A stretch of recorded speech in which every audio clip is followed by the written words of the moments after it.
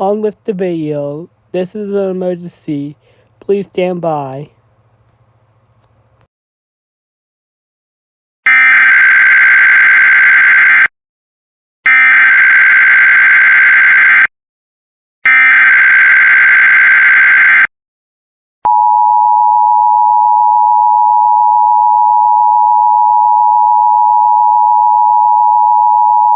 This is the Arizona Department of Public Safety. A silver alert has been issued for Casa Grande Police Department.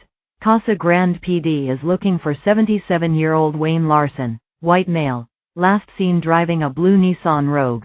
Arizona license plate 8CA0KJ westbound Interstate 8 at Manzanita Road in California. If you have contact with this silver alert, please call 911. Monitor TV and radio for updates.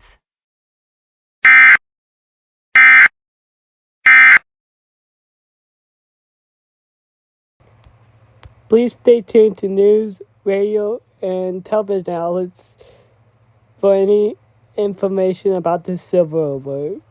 This concludes the emergency.